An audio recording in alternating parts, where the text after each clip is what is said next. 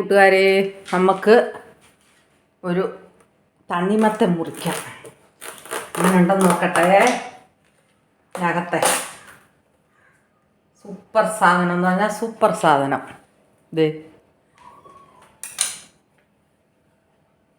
നമുക്കൊരു ജ്യൂസ് ഉണ്ടാക്കാം.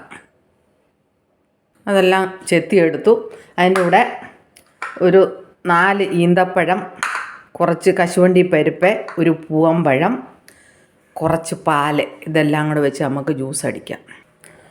നമ്മുടെ ജ്യൂസ് ഇവിടെ റെഡിയായി. ഒരു സ്വല്പം പാലേ ഒഴിച്ചോളൂ. പാലിൻ്റെ ആവശ്യമില്ല. ഒരു 3 സ്പൂൺ പാൽ മാത്രമേ ഞാൻ ഒഴിച്ചോളൂ. നമ്മുടെ അടിപൊളി ജ്യൂസ് ഇവിടെ റെഡിയായി മക്കളെ. സൂപ്പർ ജ്യൂസ് എന്ന് പറഞ്ഞാൽ സൂപ്പർ ജ്യൂസ്. ഈ വീഡിയോ ഇഷ്ടമായാൽ ലൈക്ക് ചെയ്യുക, കമൻറ്റ് ചെയ്യുക, ഷെയർ ചെയ്യുക. Okay, by.